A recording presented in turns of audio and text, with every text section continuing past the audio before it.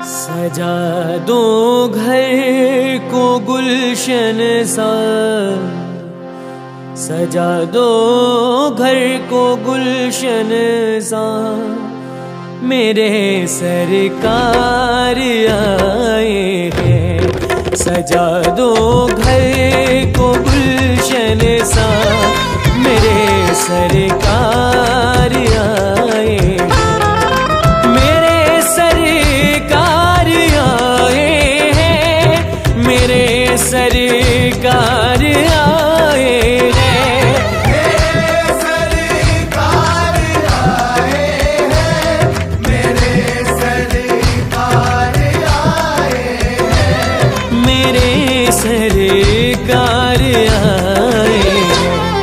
लगे कुटिया भी दुल्हन सी, लगे कुटिया भी दुल्हन सी, मेरे सरकार आए हैं। सजा दो घर को गुलशन सा, मेरे सरकार आए हैं।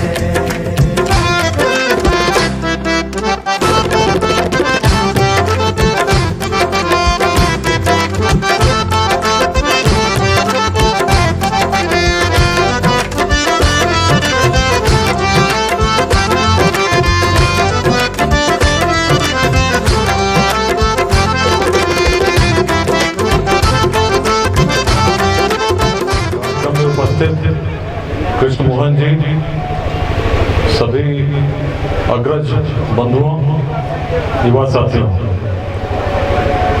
अष्टमी का दिन है, बहुत पवित्र दिन है। मेरा सौभाग्य है बेगूसराय में हूँ और बनवारीपुर में उस स्थान पर हूँ जहाँ से विद्या की ज्योति प्रस्फुटित हो रही है। कल ही प्रभाकर जी से मेरी बात हुई, इन्होंने बताया किस प्रकार इसी कुटिया में बहुत लोग पढ़ते हैं, बहुत अभाव में पढ़ते हैं और बहुत परिश्रम के साथ पढ़ते जब हैं तो सफलता अलग अलग परीक्षाओं में प्राप्त कर क्या शक्ति यहाँ छुपी है उसको साक्षात अनुभव भी करते हैं। अभी मैं आ रहा था, बीहट में रुका था कुछ समय के लिए, तो आजकल जहाँ भी जाता हूँ सोशल मीडिया पे काफ़ी लोग फॉलो करते हैं। अलग अलग जिलों में मैं भी घूमता रहा हूँ, लोगों से बात करता हूँ। आइए मिलकर प्रेरित करें बिहार, लेट्स इंस्पायर बिहार। तो जब बीहट आया तो इस बारे में भी चर्चा हुई क्या है।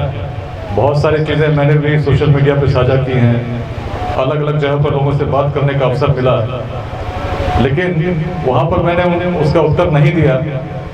अभी जब यहाँ पर आया हूँ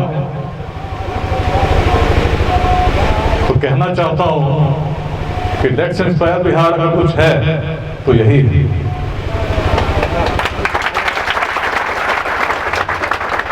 अपने अंदर आत्मविश्वास बनाए रखना, भले ही कोई अभाव दिखे उसमें निराश नहीं होना, मन में जो इच्छित लक्ष्य है उसके लिए पूरा परिश्रम करना और परिश्रम करने में कभी टूटना नहीं, पूरे धैर्य के साथ करना। लेट्स इंस्पायर बिहार कोई बहुत नई चीज नहीं है, ये तो केवल स्मरण कराने का प्रयास है कि हम क्या थे। हर व्यक्ति को स्मरण करने की आवश्यकता है कि मैं क्या हूँ। पूरे सृष्टि की असीम शक्ति तो हर आत्मा में उस रूप में समाहित है कि परमात्मा का अंश है। यदि व्यक्ति स्वयं को जान ले तो कमजोरी कहाँ रह जाती है। इतिहास में कोई भी व्यक्ति अगर सफल हुआ तो कौन सफल हुआ? जिसके मन में आत्मविश्वास था कि मैं सफल हो सकता हूँ। कोई भी व्यक्ति जब किसी लक्ष्य की कल्पना करता है, चाहता है कुछ प्राप्त करूं, तो कैसे होगा? कोई भी व्यक्ति जब चाहता है, कोई चाहेगा कोई लक्ष्य प्राप्त करना, तो कैसे संभव होगा? बताइए। सब लोग तैयारी कर रहे हैं, अगर आप चाहते हैं कोई लक्ष्य हमको मिले, कैसे मिलता है? मेहनत करके, बिल्कुल सही। सफलता का क्या रहस्य है? हर व्यक्ति जीवन में चाहता है मैं सफल हो जाऊं, लेकिन कल्पना कीजिए उस आदमी की जो अभी मान लीजिए जिसकी अवस्था 15 साल की है, 20 साल की है, उसके मन में कुछ कल्पना है कि मैं ये बनूं, ऐसा करूं। हर व्यक्ति जो आज करीब 50 साल की अवस्था का होगा, उसके मन में भी उस समय कभी कोई कल्पना रही होगी कि मैं ऐसा करूं, आज से इतने साल बाद इस रूप में जाना जाऊं। पर क्या हर व्यक्ति सफल हो पाता है? इच्छा तो सबकी रही होगी, हर व्यक्ति चाहता है कि सफल हो जाए। क्या कारण है कि कुछ व्यक्ति सफल होते हैं, बाकी लोग जो इच्छित सफलता होती है उसको प्राप्त नहीं कर पाते हैं, और जब ऐसा नहीं कर पाते हैं तो निराश हो जाते हैं, और जब निराश हो जाते हैं तो जिससे मिलते हैं उसके साथ भी वैसे ही विचारों का आदान प्रदान करते हैं जिसमें सकारात्मकता नहीं दिखती, एक प्रकार का नकारात्मक भाव होता है, एक प्रकार का संघर्ष होता है, और बहुत लघु सोच विकसित हो जाती है। क्या कारण है? सफलता प्राप्त करने के लिए सबसे पहले इच्छा होनी चाहिए। दूसरा, आपने बिल्कुल सही कहा, परिश्रम आवश्यक है, लेकिन परिश्रम भी बहुत लोग करते हैं तो भी सफल नहीं हो पाते। क्या कारण है? भरोसा नहीं है सर, कंसंट्रेशन सही जगह पे नहीं है, उनको अपने पर भरोसा नहीं है, आत्मविश्वास नहीं है, कंसंट्रेशन नहीं है, आत्मविश्वास नहीं है। एक शब्द बताइए, वो क्या गुण होना चाहिए? धैर्य नहीं है।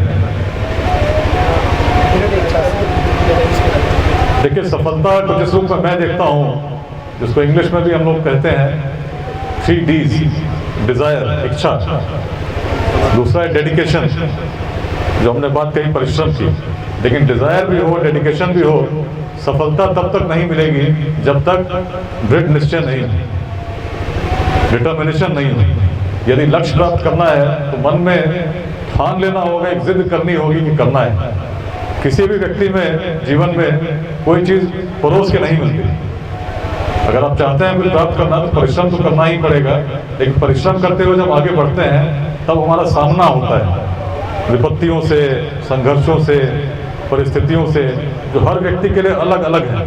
किसी के लिए कुछ हो सकती हैं, किसी को आर्थिक रूप से अभाव हो सकता है, किसी को सब कुछ होते हुए भी किसी प्रकार का तनाव हो सकता है। लेकिन मन में अगर ठाना है कि कुछ करना है तो टूटना नहीं होगा, चलते जाना होगा।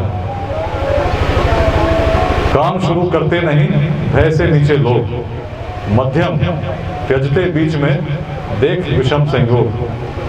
पर उत्तम वे लोग जो हर दुर्गम पथ झेल, दृढ़ता से बढ़ते सतत बाधाओं को ठेल।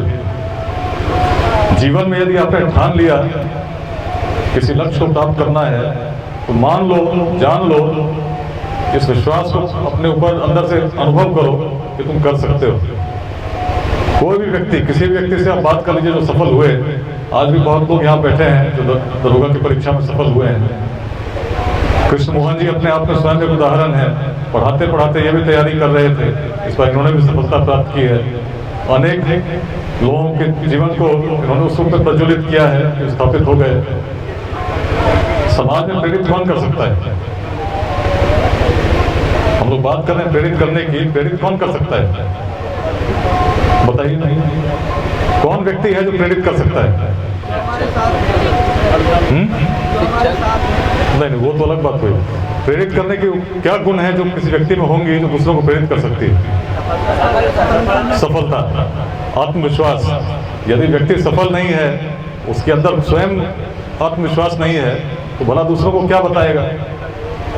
लेकिन सफलता प्राप्त करने के लिए जो सारी चीजें वो अपने अंदर विद्यमान है, अगर हम उसका प्रयोग नहीं करते हैं तभी हम असफल होते हैं। बात हम लोग कर रहे हैं बिहार की, क्यों बात कर रहे हैं?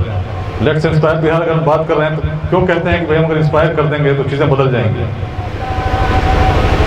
क्यों ऐसा लगता है कि केवल इंस्पायर करने की जरूरत है? चीजें तो वही हैं।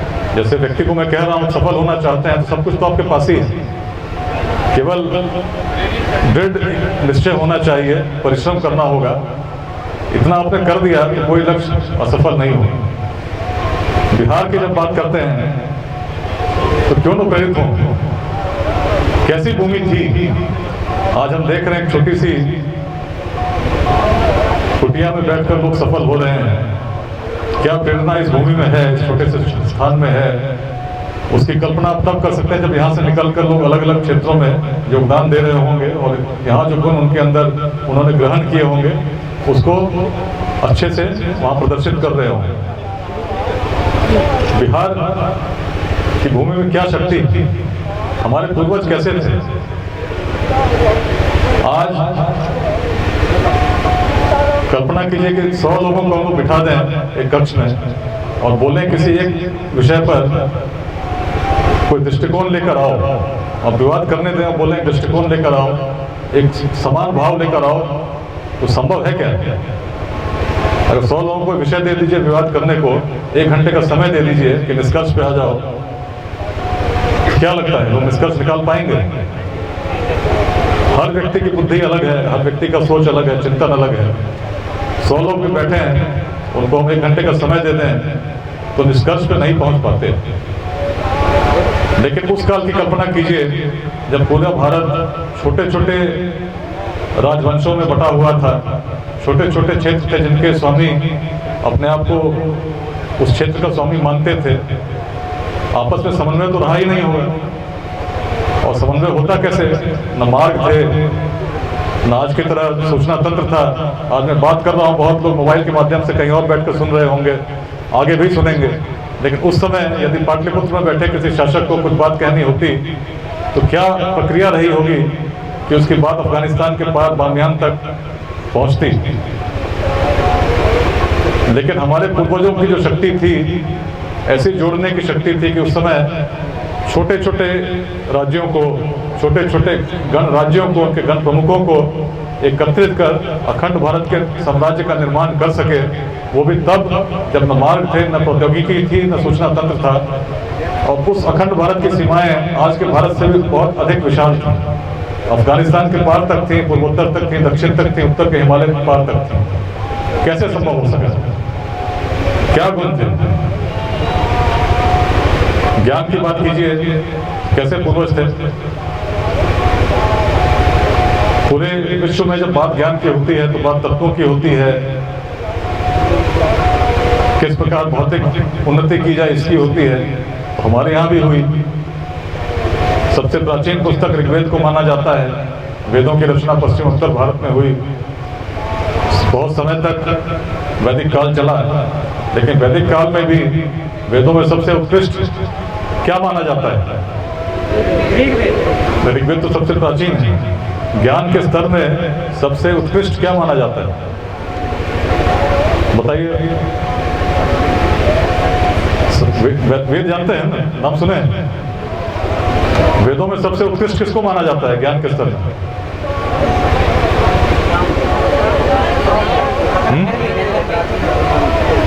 सामवेद, अथर्ववेद, सबसे उत्कृष्ट 4 वेद हुए। वेदों में सबसे ज्ञान का स्तर उत्कृष्ट कहाँ पाया जाता है?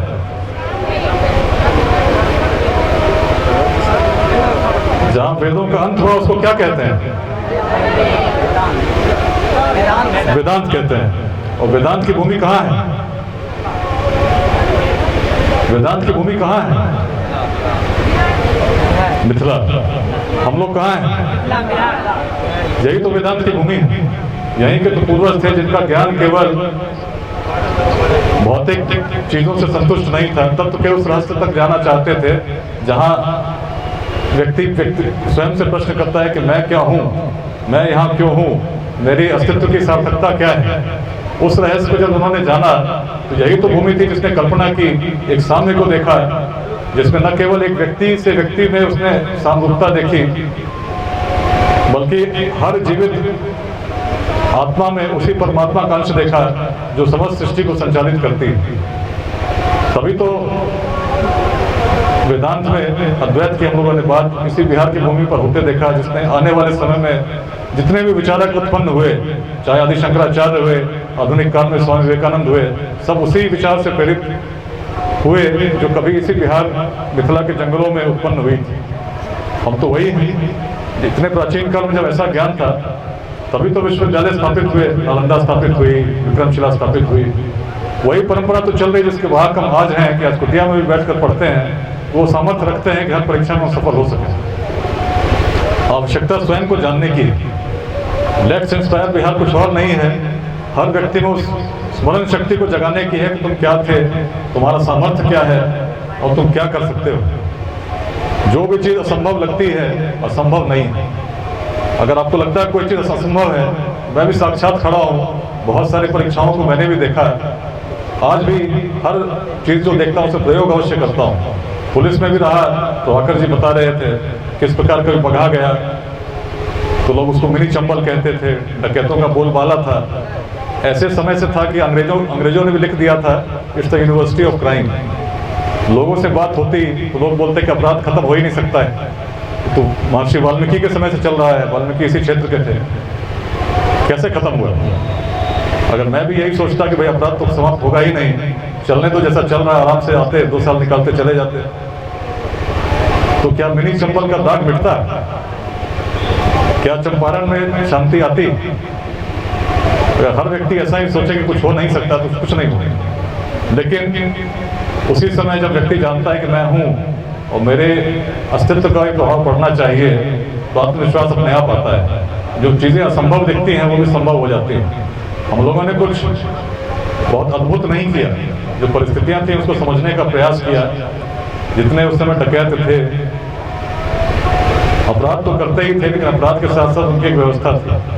अकेला तो डकैत कुछ कर पाएगा नहीं, उसके अपना समूह रहता था, गिरोह रहता था, और गिरोह में बहुत लोग साथ में रहते थे जिनको आर्थिक रूप से उसे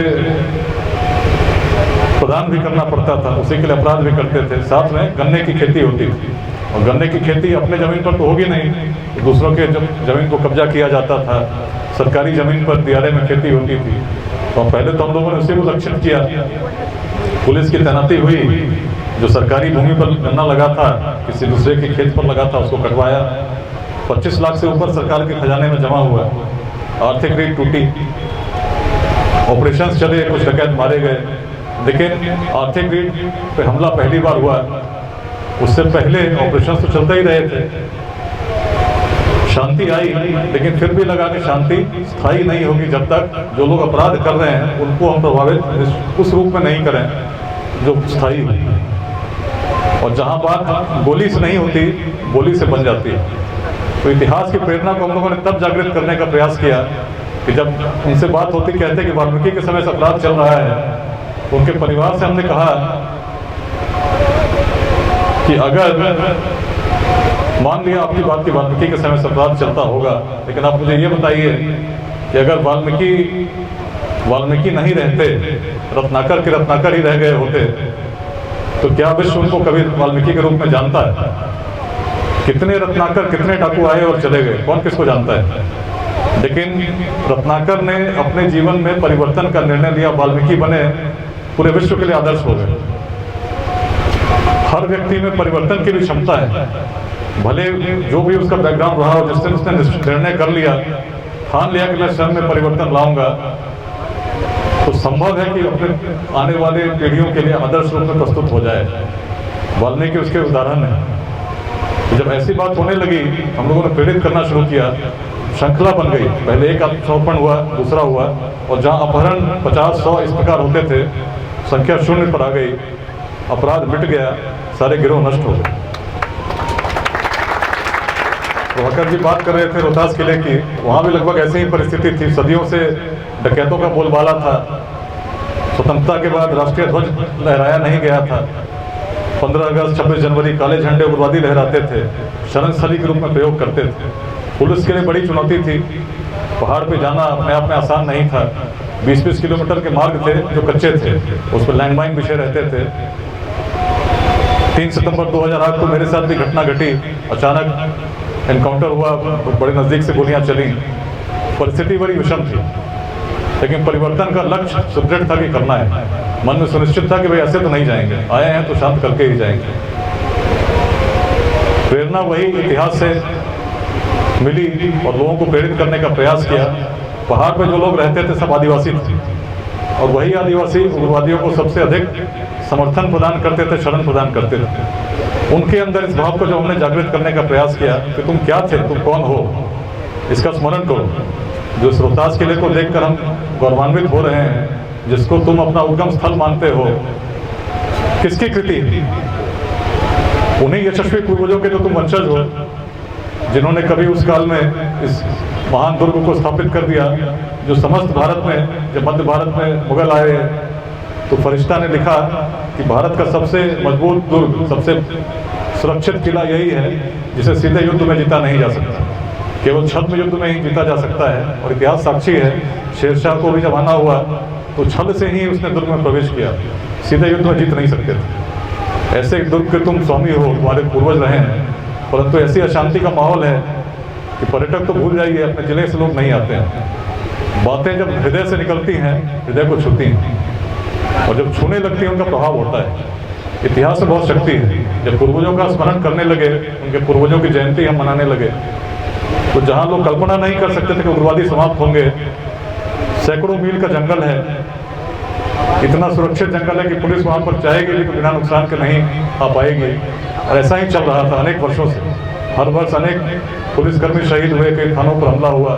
2006 में डीएसपी तक शहीद हो गए थे, पटना से बहुत दूर नहीं, विक्रमगंज में। लेकिन उसी जिले में जब इतिहास की प्रेरणा जगी, रोहतास किला मुक्त हो गया। आज परिस्थिति ये है कि आप आराम से जा सकते हैं, विचरण कर सकते हैं, भ्रमण कर सकते हैं, और पूरी शांति का माहौल है। यदि किसी से पूछेंगे, उसको शायद स्मरण भी नहीं हुआ कभी यहाँ विवाद था। चीज़ें बदल सकती हैं। आत्मविश्वास होना चाहिए, दृढ़ निश्चय होना चाहिए, सोच होनी चाहिए, और यह जब करते हैं तो दृढ़ निश्चय होना चाहिए कि मैं कर सकता हूँ। हर व्यक्ति में ईश्वर ने वही गुण दिए हैं, वही क्षमता दी है। अगर हमको लगता है कि हम नहीं कर पाते हैं, तो कहीं न कहीं हमने अपने आँख पर पट्टी बांध रखी। तो मेरे आने का मकसद, अष्टमी का दिन था, अपने गांव तो आना ही चाहता था। तो आकर जी से बात हुई, जब इन्होंने बताया कि किस प्रकार कृष्ण मोहन जी विद्या की उस ज्योति को प्रसारित कर रहे हैं अभाव में, तो मुझे स्मरण आया किस प्रकार इसी भूमि ने कभी देखा था। जब व्यक्ति निर्णय ले लेता है, निश्चय कर लेता है, तो जो भी अभाव मिट जाते हैं, मार्ग स्वयं प्रशस्त होता है। अनेकों उदाहरण हैं, अगर आप इतिहास को पढ़ेंगे, उपनिषदों को पढ़ेंगे, किस प्रकार महर्षि अष्टावक्र थे, उनके पिताजी मिथिला में शास्त्रार्थ करने गए, पराजित हुए, जल समाधि लेनी पड़ी, बड़े अभावग्रस्त थे, निर्धन थे, इसीलिए गए थे, उनकी मृत्यु हो गई। लेकिन उनके पुत्र अष्टावक्र तो देखने में भी अजीब से थे, लोग उपहास का पात्र समझते थे। जब उन्होंने निश्चय किया, निर्णय लिया, निश्चय किया, पढ़ते गए, तो उस समय के सबसे बड़े विद्वान बन गए। क्षमता आप में भी है, जो भी लक्ष्य है उसके लिए परिश्रम करेंगे, करते रहेंगे और टूटेंगे नहीं, तो सफलता जरूर मिलेगी। जहाँ भी जाता हूँ उस प्राचीन मंत्र का स्मरण अवश्य करता हूँ, और बताने का भी प्रयास करता हूँ कि सफलता का रहस्य उसी में समाहित है। आपके साथ भी मैं साझा करता हूँ, निश्चित बहुत लोगों ने सुना भी होगा। ओम पूर्णमदः पूर्णमिदं पूर्णात् पूर्णमुदच्यते पूर्णस्य पूर्णमादाय पूर्णमेवावशिष्यते। कितने लोग सुने? कितने लोग सुने? कोई नहीं सुने? एक आप सुने। इसी प्राचीन मिथिला का ही तो मंत्र है। ओम पूर्णमदः पूर्णमिदं पूर्णात् पूर्णमुदच्यते पूर्णस्य पूर्णमादाय पूर्णमेवावशिष्यते। पूर्ण मंत्र में समझ में आया होगा, तो मतलब है पूर्ण। जो प्राचीन ऋषि की कल्पना थी, पूर्ण के विषय में कुछ कहा गया। क्या कहा गया? ऋषि ने कहा जो पूर्ण था वह पूर्ण ही है और पूर्ण ही रहेगा और पुनः पूर्ण में विलीन हो जाएगा। क्या मतलब है इसका? ऋषि क्या सोच रहे थे, क्या बोल रहे थे? अच्छा, हम लोग कितने लोग मानते हैं कि हर आत्मा में परमात्मा का अंश है? लगभग सभी लोग मानते हैं। हमारे धर्म का आधार भी है कि हर आत्मा में उसी परमात्मा का अंश है। उसी को तो ये मंत्र स्पष्ट करता है, कहता है कि जो पूर्ण है वह पूर्ण ही है और पूर्ण ही रहेगा, पुनः पूर्ण में विलीन हो जाएगा। जैसे किसी धातु को हम लोग काटते हैं, सोने को काटेंगे, सोने के टुकड़े को तो छोटे छोटे टुकड़े में खंडित करेंगे, तो हर छोटे खंड में क्या गुण होते हैं? सोने का गुण होगा। कितना भी छोटा खंड करेंगे तो खंड उठाएंगे, उसको गुण तो वही होगा। तो यदि आत्मा उसी परमात्मा का अंश है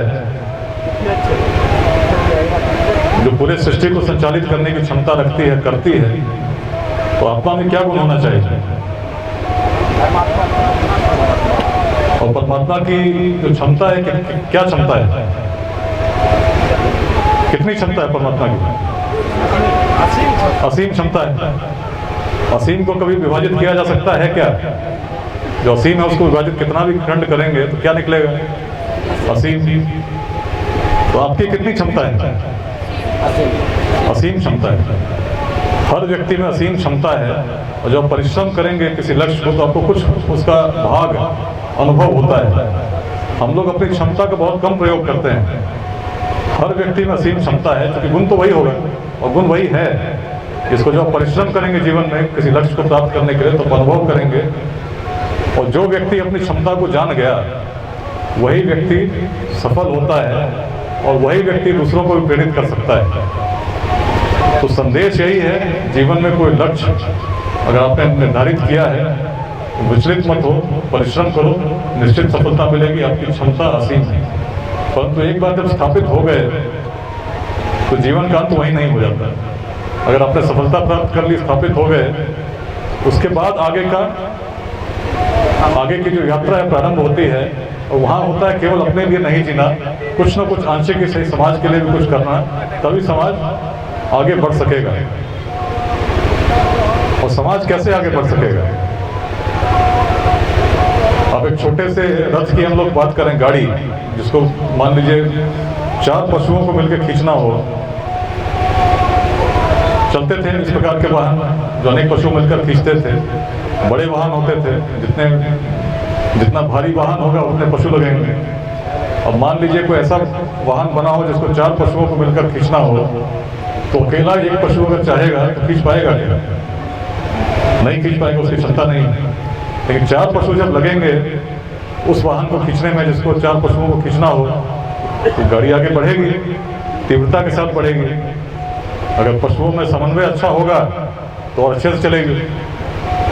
लेकिन अगर वही 4 पशु आपस में संघर्ष करने लगे, एक कहे कि मैं आगे जाऊंगा, दूसरा कहे कि मैं पीछे जाऊंगा, तीसरा बाएं जाना चाहे, चौथा दाहिने चलना चाहेगा, तो वाहन की गति क्या होगी? क्या होगी? चलेगा ही नहीं, वही रहेगा। तो जब एक वाहन की ये स्थिति हो सकती है, तो समाज की क्या स्थिति होगी? जब समाज के अंग आपस में संघर्ष करते रहेंगे, कोई आगे बढ़ना चाहेगा, दूसरा पीछे खींचेगा, कोई इधर ले चलेगा, कोई उधर ले चलेगा, तो समाज की क्या स्थिति होगी? हमारे समाज की क्या स्थिति है? किसी भी कमरे में 10 लोगों को बिठा दीजिए जो आपस में एक दूसरे को नहीं जानते हैं, तो पहला प्रश्न मन में क्या आता है? बताइए। परिचय तो देता है, परिचय में क्या जानना चाहते हैं? नाम तो ठीक है, परिचय में मैं बहुत ईमानदारी से पूछ रहा हूँ। जब बैठाया जाता 10 लोगों को जो एक दूसरे को नहीं जानते हैं, आप ट्रेन में मिलते हैं, जाति पूछना चाहते हैं, जानना चाहते हैं कि भाई आपने किस जाति का है। क्या गलत बोल रहे हैं? होता है कि नहीं होता है सर? जब स्थिति ये होगी, जब सारी चीजें उस पर केंद्रित हो जाएंगी कि जाति क्या है। विद्यालय में बात कर रहा था, टीचर पढ़ा नहीं रहे थे, बच्चों से बात हुई क्यों नहीं पढ़ाते हैं, तो बोले प्राचार्य फलाना जाति के हैं, शिक्षक इस जाति के, इसलिए संघर्ष चल रहा है। उस संघर्ष में ना प्राचार्य पढ़ा रहे हैं ना शिक्षक पढ़ा रहे हैं। वास्तविकता है, लेकिन वास्तविकता अगर परिवर्तित करनी है, केवल बोलने से या समझने से नहीं होगा, उदाहरण बन के प्रस्तुत होना होगा। पहले स्थापित हो जाइए, फिर अपने उदाहरण से सबको शायद आप परिवर्तित नहीं कर पाएंगे एक दिन में, लेकिन स्वयं को परिवर्तित करने का सामर्थ्य तो हम रखते ही रखते हैं। यदि हम चाह लें कि मैं परिवर्तित हो जाऊंगा, तो उसमें किसने रोक रखा है? कोई अवरोध है क्या? खुद को बदलने में कोई अवरोध नहीं है, दूसरे व्यक्ति को बदलने में दिक्कत हो सकती है, समस्या हो सकती है, प्रभावित करने में दिक्कत हो सकती है, समस्या हो सकती है, लेकिन अपने को किसने रोका है? चीजें बदलनी चाहिए कि नहीं बदलनी चाहिए? जब एक रथ 4 पशु मिलकर नहीं खींच सकते, अगर आपस में संघर्ष करें, तो अगर समाज को आगे बढ़ाना है, बिहार में जो उस समय कुछ नहीं था, मार्ग नहीं थे, संचार के माध्यम नहीं थे, सूचना तंत्र विकसित नहीं थी, प्रौद्योगिकी नहीं थी, तब तो हम अखंड भारत का साम्राज्य की क्षमता रखते थे। उसको हम लोगों ने निर्मित किया, ज्ञान के भंडार के रूप में विश्वविद्यालय स्थापित करने की क्षमता रखते थे, जहाँ सुदूर चीन से, जापान से, कोरिया से लोग पढ़ने आते थे। ऐसे नगर विकसित करने का सामर्थ्य रखते थे उस समय जब कुछ नहीं था। आज तो सब कुछ है, विज्ञान का विकास हो चुका है। जिस भूमि ने कभी शून्य की उत्पत्ति की, उसके वंशज हम ही। अगर आपस में संघर्ष करते रहेंगे तो जो संघर्ष जिस प्रकार का हम देख रहे हैं बढ़ता ही जाएगा। और यदि हम चाहते हैं बिहार का विकास हो, राष्ट्र का विकास हो, तो चिंतन करना पड़ेगा क्या करना चाहिए। और जो लेट्स इंस्पायर बिहार जो अभियान हम लोग चला रहे हैं, वही है, स्मरण करना है अपने आप को हम कौन थे, और मिलकर कुछ ऐसे प्रयास करें जो स्थापित हो जाएं, जो दूसरे को प्रेरित करें। और जब प्रेरित हम हो जाएंगे, एक दूसरे को समझेंगे, जानेंगे, और कुछ आंशिक निस्वार्थ योगदान समाज के हित में देना चाहेंगे, तो फिर समाज की गति को कौन अवरोध कर पाएगा। तो चिंता नहीं, चिंतन कीजिए, संघर्ष नहीं, सहयोग कीजिए, परिश्रम कीजिए, अपने लक्ष्य को प्राप्त कीजिए। और जब स्वयं स्थापित हो गए तो केवल स्वयं तक सीमित संकुचित मत रहें, दूसरों के प्रति भी जो आपका दायित्व है उसको करने का आंशिक ही सही, परंतु कुछ प्रयास करें, समाज के विकास के लिए कुछ निस्वार्थ योगदान करने का प्रयास करें, सकारात्मक योगदान करने का प्रयास करें। मिलजुल कर अपने भविष्य के प्रति हम योगदान समर्पित करें। हर व्यक्ति इससे निश्चित लाभान्वित होगा, हमारी आने वाली पीढ़ियां भी हम पर गर्व करेंगी। तो इसी संदेश के साथ सबको पुनः दुर्गा अष्टमी की शुभकामनाएं देते हुए आने वाले दीपावली, छठ की भी शुभकामनाएं देना चाहता हूँ। धन्यवाद।